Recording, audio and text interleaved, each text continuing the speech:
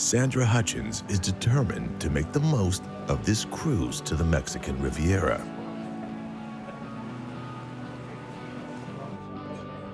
Traveling with co-workers as part of a corporate retreat, Sandra's ready to enjoy some well-deserved time off from the breakneck pace of Silicon Valley.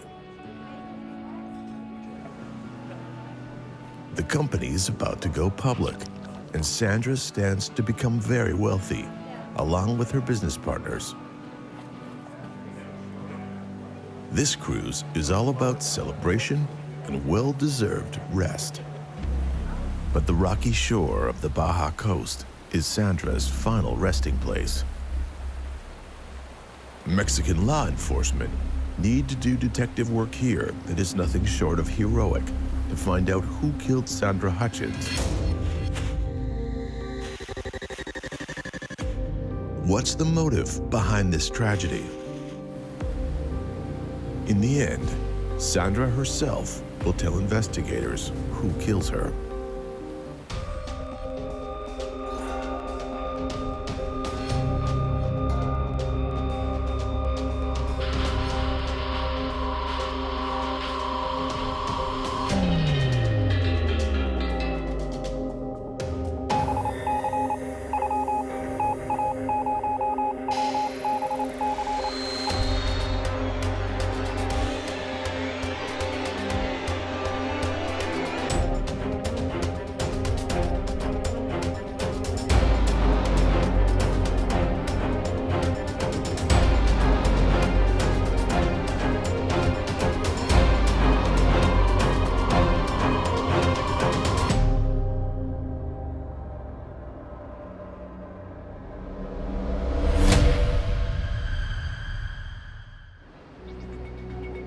Silicon Valley in the San Francisco Bay, hotbed of technological innovation. In a garage not far from there, Sandra Hutchins and Daryl Smith tried to develop the next killer app. Sandra always said she was going to change the world. Not in the Bill Gates kind of way, more like an updated Marie Curie where the computers are the lab. Sandra and Daryl develop software that analyzes and measures a person's vital statistics. It's a class project that becomes a labor of love. Sandra was one of the first people to develop wearable technology where it would give you information about your health and encourage you to make better choices. So we give you biomedical information such as your heart rate, your pulse, how much activity you've done, how many calories you've burned, that sort of thing. The device that Sandra invented was going to change the face of this type of technology. It was very innovative for its time. I would always text with Sandra. She said she met Daryl in a coding class at community college. She said that they were the smartest in the class, so it was natural that they teamed up for group assignments. They both wanted good grades, and also, like, they had something to prove. And then they came up with an idea that could make them millions. It would be 5 years of toil in a San Francisco garage before Silicon Valley discovers them. I know Sandra found it tough to keep things going while they refined the app. She had to take odd jobs just to pay the bills, but she never lost faith that it would work. An angel investor contacts Sandra and Daryl and meets them in their garage. Enter Paulo Lindemann, a venture capitalist. He's already heavily invested in a wearable technology company. The thing that's so amazing about Sandra is her coding ability. So she was rather the brains behind this operation. She created this. This is her baby. And now they have an investor who's looking for just this type of technology. So it's a perfect match.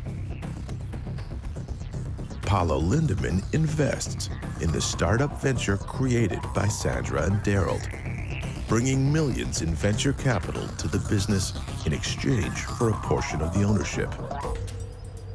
This is the kind of thing people dream about when they dream of having a big invention. Her life changed overnight. They went from 2 kids coding in a garage to having to employ 200 people. It was very quick changes to her life. But still, at her heart, Sandra's someone who would like to just be left alone at the spotlight, happily coding away, while her partner is more interested in having a public persona and being out in front of the media.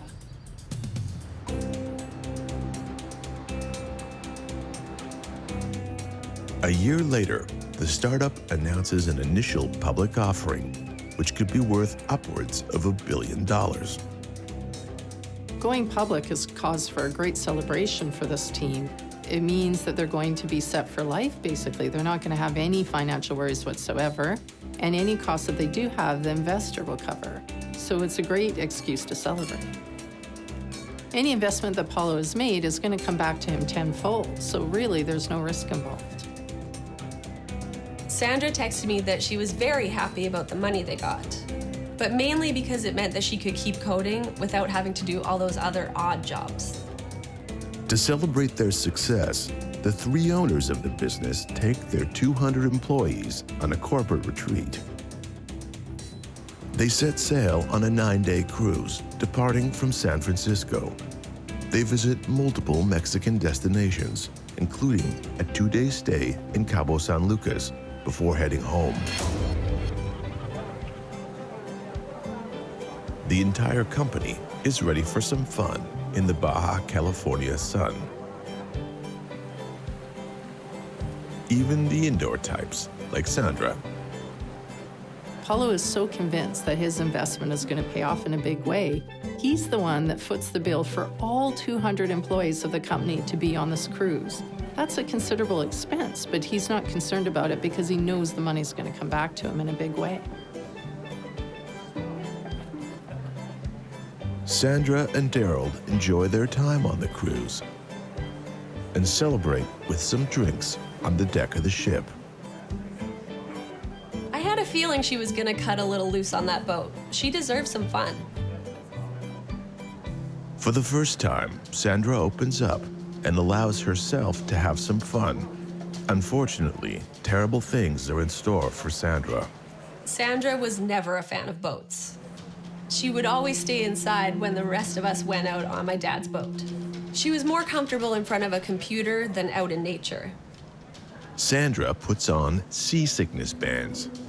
They are acupressure bands that fit around a patient's wrist to reduce nausea. So seasickness is real. It's not just something that means you're weak or you can't take it. It's actually a very real phenomenon where the balance in your inner ear is affected. So even really seasoned sailors can go through this if the cruise is rough enough or the sail is rough enough. It doesn't just affect newbies or rookies about ocean voyages. It can affect anyone. Daryl and Sandra get some fresh air exploring the deck of the ship to help subdue Sandra's seasickness. She told me that she had feelings for Daryl. When you're working that close for that long with someone, it's almost inevitable that you'd form a strong bond. They needed each other. They might not have been intimate. She never told me details, but they were close. When the cruise sets sail for Mexico, Sandra doesn't contact her family, but her family doesn't think it's unusual. I wasn't expecting to hear from her when she got on the cruise. I have no doubt there was internet access. It's a cruise full of coders. But I just wanted her to have fun, so I didn't mind that I didn't hear from her.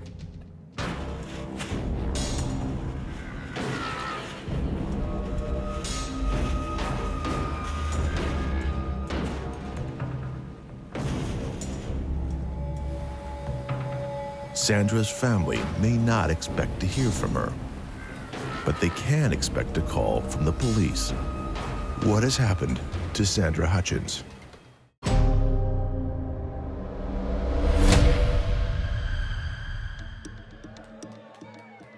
Computer programmer Sandra Hutchins is about to become Silicon Valley's latest startup millionaire. She helps create software that analyzes vital signs for wearable tech. Normally the indoorsy type, Sandra goes on a cruise to celebrate her company's initial public offering.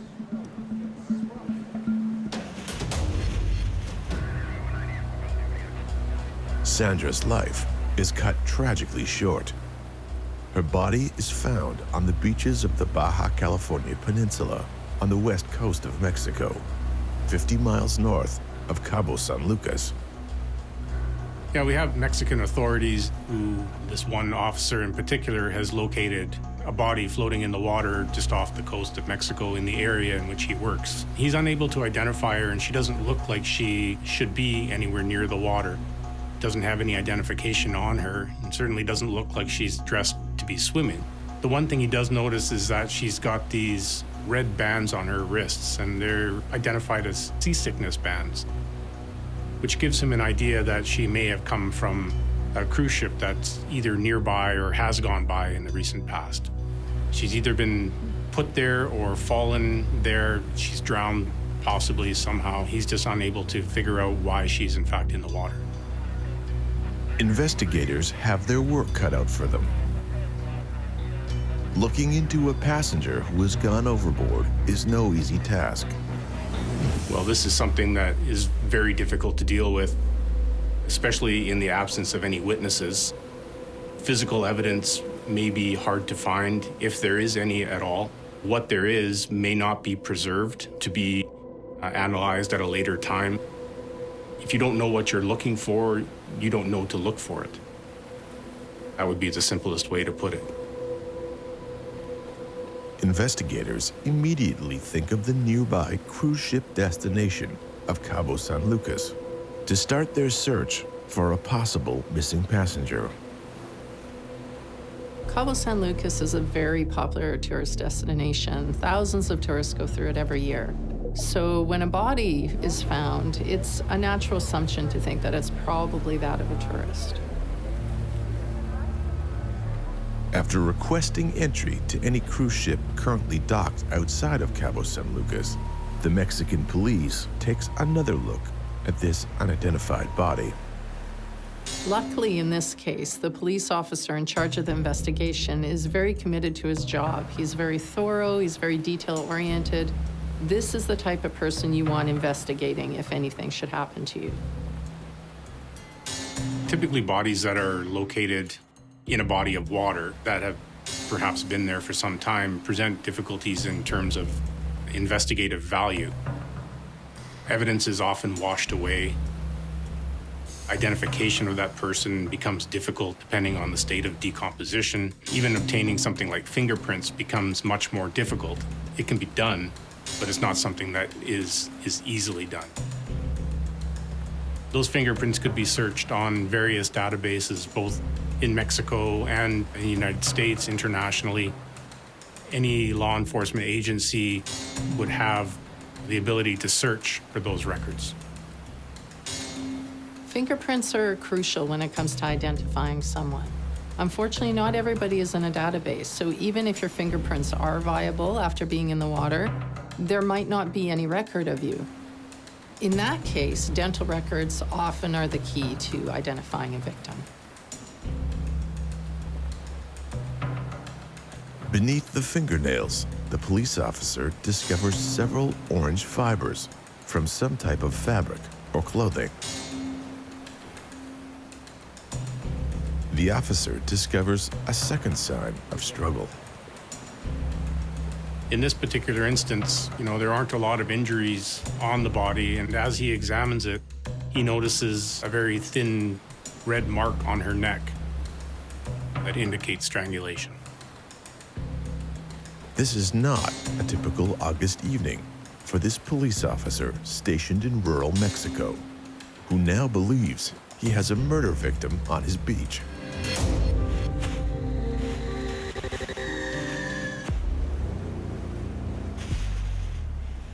The Mexican law enforcement official, because he works in this area, is familiar with, the shoreline and the currents and the tides. He's got to try to determine where did this body come from. And knowing that the tides or the currents in this particular location run along the California coast from north to south, he would have to realize that it's come from somewhere north of his location. It could have been 100 miles from there where she first entered the water. He just doesn't know at this point. There's a couple pieces of evidence that seem very critical in this case. One, they find orange fibers underneath Sandra's fingernails. So this could mean that she tried to fight off an attacker. And the second, the most crucial, is that she had a thin red line across her neck, about the thickness of a wire, which could mean that she was strangled or restrained in some way around the neck. Mexican police believe this cruise ship passenger met with foul play. But even though she has been washed ashore by the waves of the Pacific, the Mexican police doesn't believe she is drowned. One of the ways a coroner can tell if someone died of drowning is if there's water in the lungs. Since there was no water in Sandra's lungs, that means that she was most likely dead when she was thrown overboard. Will investigators discover the identity of Sandra? How will they find out where she came from? And what will they do to track down her murderer?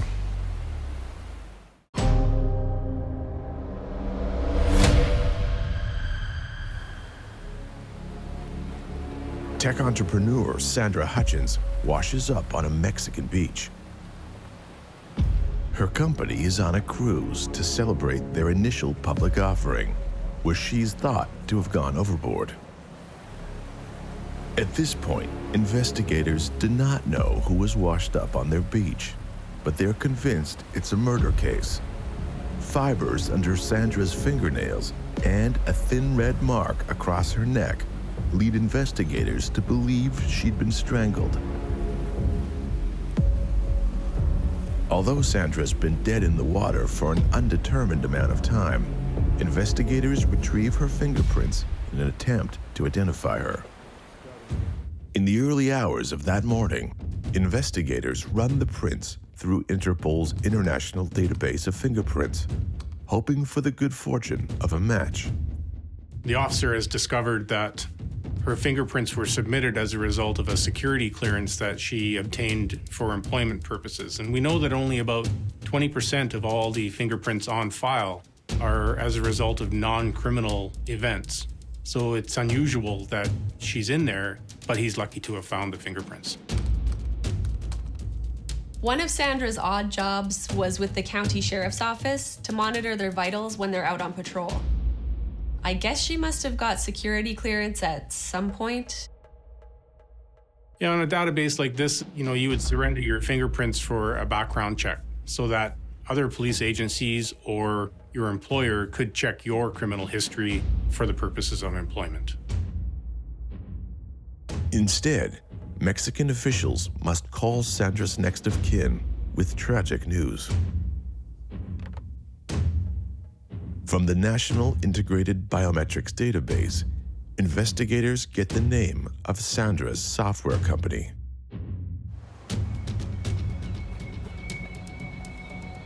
Investigators track down the cruise that Sandra's company's on and send an officer out to the ship. Law enforcement arrive on the cruise ship, anchored at Cabo San Lucas. The crew is eager to stay on schedule, but grant the Mexican authorities access to the ship's security to move things along. The visit from the Mexican police is a big surprise to the ship's crew because they're not aware that anything's gone wrong. They don't even know that Sandra's been missing. But when the police press them to check the records, they do find out that there is a Sandra Hutchins on board. After confirming the identity of Sandra Hutchins, investigators dig deeper to find out what happened to Sandra. Investigators on board the ship would have several tools available to them to be able to figure out where this person had been, when she may have left the ship, got on the ship by use of her scan cards. But also there is video surveillance all over the ship that would allow them to track her movements on board. A room key search indicates Sandra didn't enter or exit her cabin a single time while on the ship. However, investigators do find 2 transactions on the card, proving she did board and use her card. First, a purchase of 1 tropical cocktail on the first day. The second, the purchase of 2 buffet meals later that day. The first bit of information they're able to find is that she used her scan card at the buffet on the first day of the cruise at about 5:30 p.m. They were then able to look at the video footage and correlate the information. The last known whereabouts of Sandra Hutchins is at the ship's dining hall, where she purchases a meal for Daryl Smith. The investigation immediately focuses on the person who was closest to Sandra, her business partner, Daryl. But the thing the investigators don't know at this point is there was actually a romantic relationship between Daryl and Sandra. So that could have had something to do with it. It could have been a crime of passion. Investigators close in on Daryl Smith, the prime suspect in Sandra's murder. Could Daryl's relationship with Sandra push him to do the unthinkable? He doesn't strike a very threatening impression to the investigators. Daryl admits he and Sandra had been romantic, and she stayed in his cabin on the first night. But Daryl claims Sandra breaks up with him the next day. Investigators are always going to look first at someone who's had a close relationship with the victim. It's traditional that when we die, if something happens to us, if we're murdered, it's usually the person closest to us. So Daryl is automatically going to be of suspicion. Now we find out he never reported Sandra missing. He didn't show any concern when she disappeared. So right away, this makes him look even more suspicious.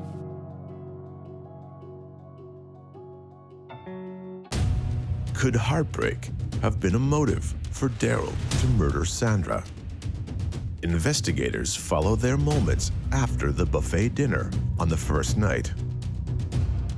Some of the important things investigators want to look at is who the victim had relationships with on board and what type of relationships they were.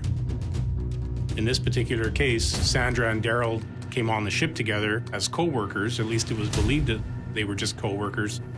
But video footage actually showed them walking hand in hand at one point, which would indicate that they had more than just a professional relationship. Understandably, Paulo's pretty upset with these developments. First of all, he had no idea that Sandra and Daryl were in a relationship, so he's pretty upset about this. It doesn't seem professional to him. And then to have Daryl, somebody he's now in business with, accused of this crime, this isn't something he wants to be involved with at all. At this point, he's regretting being an investor in this company. In an attempt to assist investigators, Paulo supplies them with the vital statistics for Sandra using the company's app. They see readouts of her historical heart rate, blood pressure, steps, and flights of stairs climbed. One of the interesting things that this wearable tech tracks are one's vitals, such as your heartbeat, your calories burned, the number of steps you may take at in a given day. The data showed that the wearable tech she had stopped collecting data at about 1 a.m. on the day that she was found. The cruise is on its 6th day. According to Paulo's data, Sandra went missing on the 4th day. This means Sandra has already been missing for 2 days. The ship's chief of security and the Mexican investigator find it odd no one reported her missing. Investigators search the cameras around the time that Sandra's vitals come to an end. What they find is Daryl exiting the cabin. Investigators search Daryl's room, hoping for signs that Sandra had been there.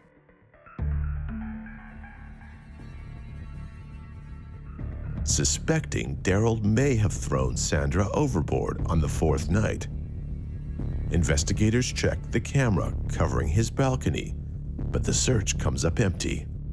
They're investigating to see if maybe Sandra could have been held captive. Like, was he angry that she jilted him? Did something go horribly wrong during the breakup? Or is there some sign of struggle in the cabin? This is the 2 things they're looking for.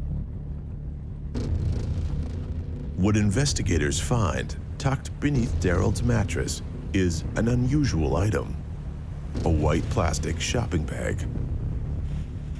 Some of the things investigators look at are the pieces of evidence that are found and, what their relationship might be to the case that they're investigating. In this particular instance, a white shopping bag was found in an unusual location, that being under the mattress in the room they were searching.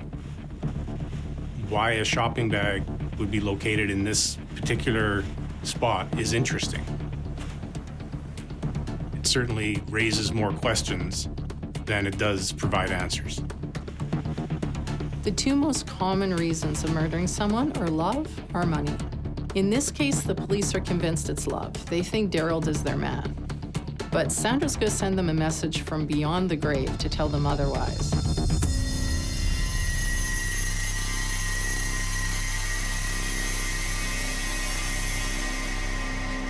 It wasn't love, it was money. The message sent by Sandra posthumously may be exactly what the investigators need to crack this case.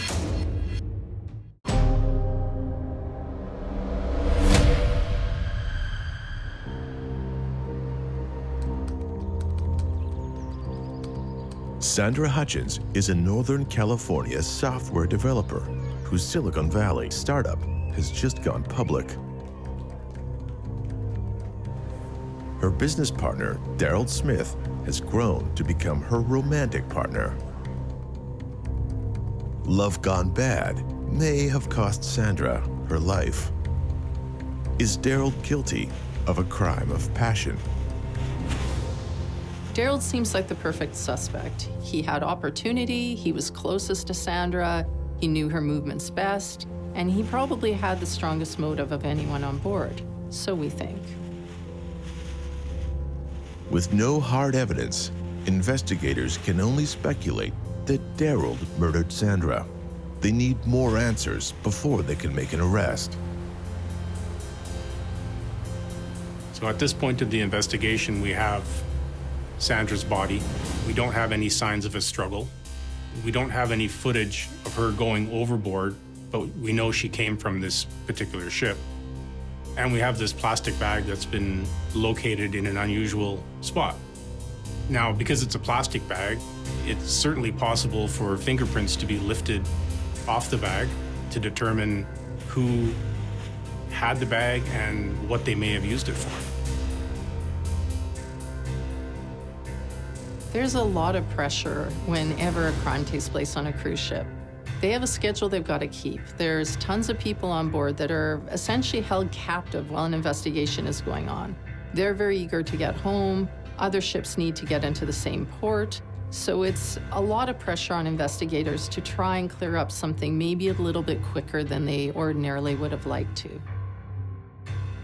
With time running out before the ship must head back to San Francisco, a new clue sends investigators in a completely different direction.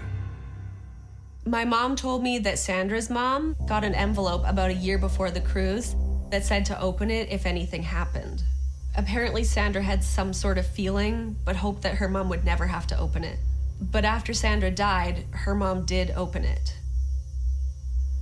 Inside the envelope, Sandra's mother finds a key to a safety deposit box and a letter that gives her clear instructions on what to do. We thought there might be money in it or something like that, but the only thing in it was paperwork that showed that Sandra's business was a complete lie. The emails Sandra archived tell a story of how the Vital Statistics app did not work. As the deadline approaches for the company to go public, Paulo instructs Sandra and Daryl to simply fake the numbers. A secret pact has been uncovered. It turns out that the software that everybody's pinning their hopes and dreams on doesn't actually work. The data that's coming back from the people wearing it is not correct. This really obviously concerns Sandra, but Paulo is under pressure. He wants everything to go through. He's determined to keep to schedule, so he urges her to keep the data a secret. Basically, they all agreed to commit fraud.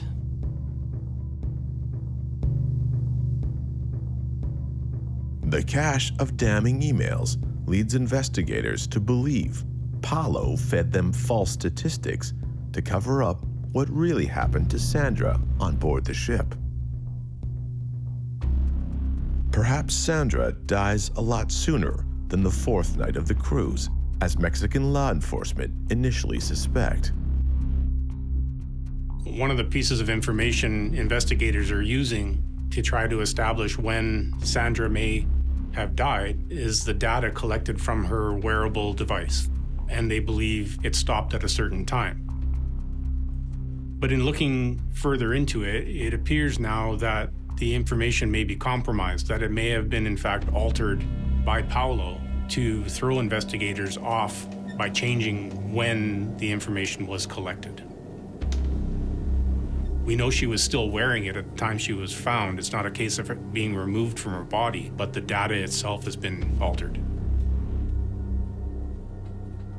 With this newly discovered information, what part did Paolo play in Sandra's death?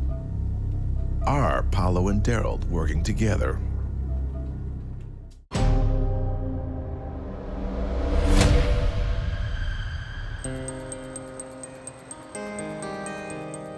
Software developer Sandra Hutchins develops a killer app that could net her millions of dollars.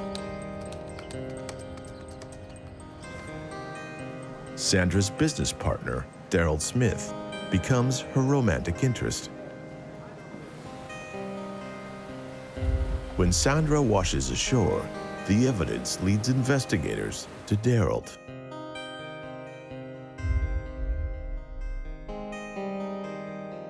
But the key to a safety deposit box left by Sandra for her mother, only to open if something happens to her, exposes the startup as a fraud.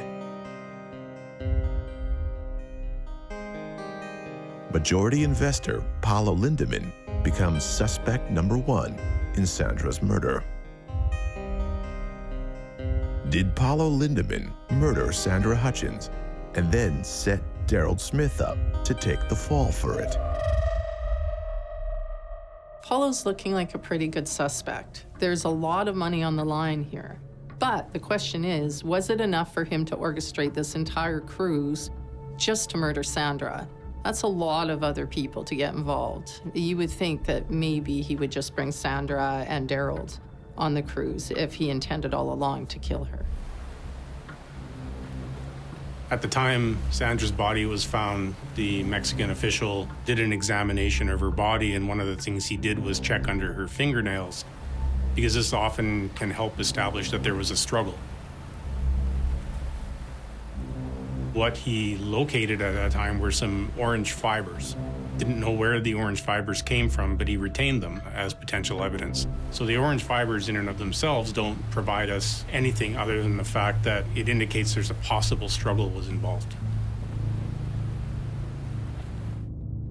The more investigators look into the people who they consider suspects, in this particular case, Paolo is somebody they believe may have altered the data being recorded from her wearable device. They now determine that he, in fact, doesn't even have a clue about how to write this type of computer code. So the likelihood of him being able to alter the data is very slim. After investigators determined Paolo could not have altered Sandra's data, police have a good hunch that Paolo may be working together with Daryl to get rid of Sandra. Still missing a piece of the puzzle, investigators scramble to retrace the steps of Paolo. Finally, in camera footage the investigators have already reviewed, they spot the break in the case they've been so desperate to find. Police find something on the surveillance tapes that make them believe that perhaps Daryl and Paolo were working together to get rid of Sandra. At the buffet line, they're pretty sure that Paolo mouths the word "tonight" to Daryl. They're not entirely 100% clear on what that means, but it's enough of a clue for them to take a closer look at maybe the fact that they're working together. Video footage reveals Sandra and Daryl walk past Daryl's cabin on the first night and take the elevator to room 1201, to the cabin where Paolo Lindemann awaits. Daryl is brought back in for questioning and is asked why they go there. Daryl is aware that the police know about the fraudulent data recording. He decides to tell investigators that they all spoke earlier the first day while they were playing badminton. Paulo invited them to his cabin so they could speak more about how they were going to move forward. The investigation has revealed that Paulo is sort of the money guy in this operation. He's the one backing this new technology and this new computer application. And as a result of that, they also discovered that he in fact has 4 rooms on the cruise ship registered to him. So that helps him covering any tracks he may have left behind in terms of his involvement in this murder.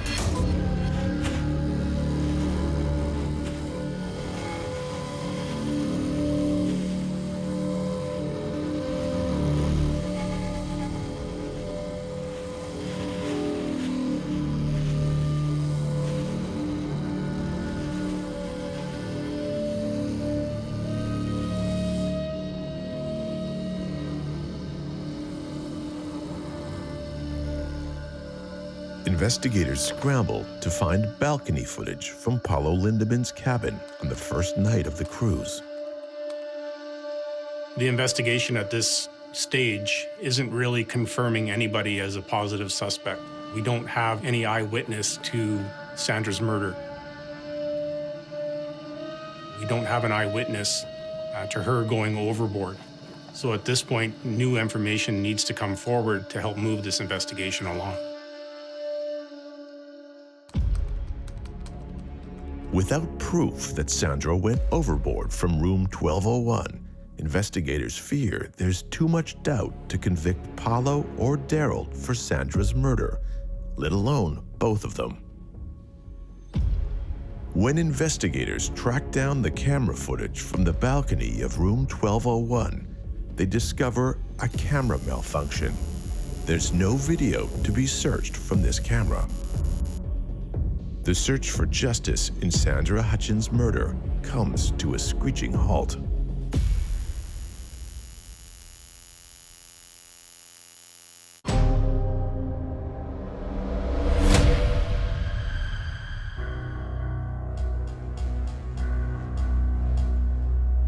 As investigators search for the final link to connect Paulo Lindeman and Daryl Smith to the murder of Sandra Hutchins, they hit a snag.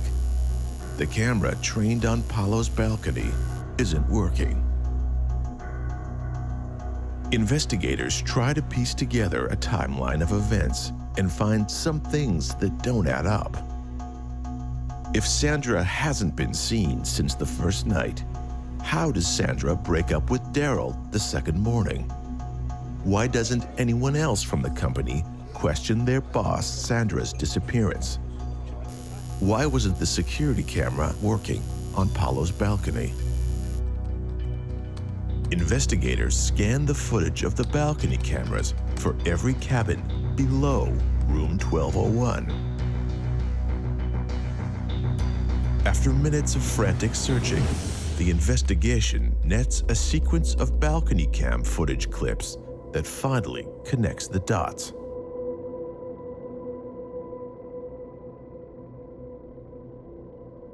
The investigators are able to find video footage from cabins below Paulo's cabin.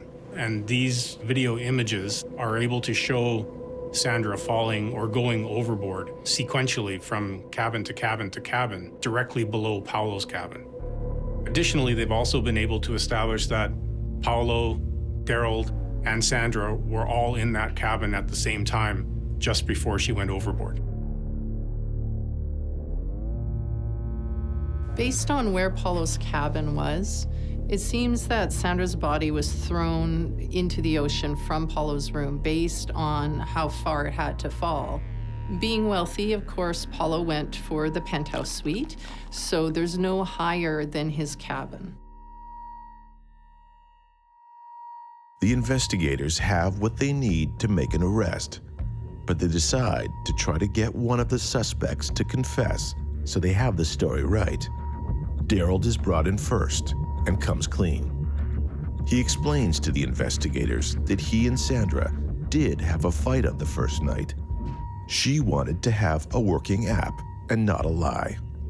Paulo didn't want Sandra to jeopardize the company when they went public, so he booked a company cruise where they could get rid of Sandra.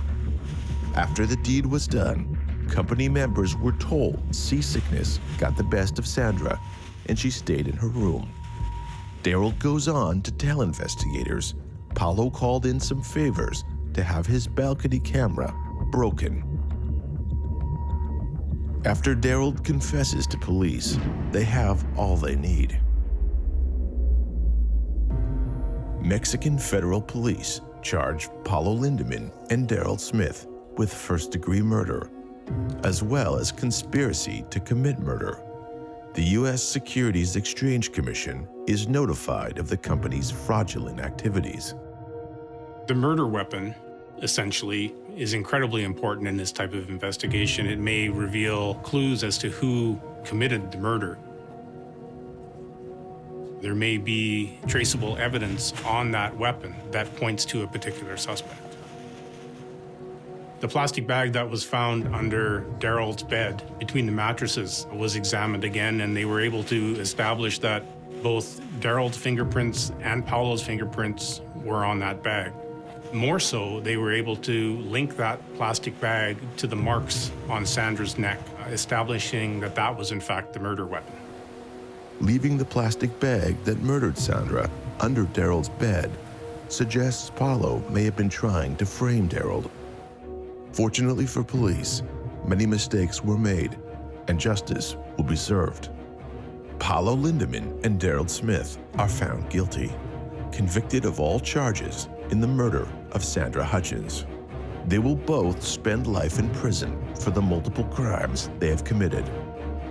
This was an elaborate conspiracy to commit the murder of one person. Imagine how conniving you'd have to be to involve 200 other people just to cover your tracks. If it weren't for the work of such dedicated investigators, this crime might have gone unsolved. The stakes were high and lots of money was on the line. Sandra knew that she was in way too deep with the app and the company. She just wanted to code. She didn't sign up for anything else. I just wish she would have told me or someone about how she was feeling about them. I still miss her. Sandra set out to change the world. Instead, her life is cut tragically short. Her company has folded, and her partners will spend the rest of their lives in jail. Her family suffers a great loss, but Sandra's letter helped put the right people in jail.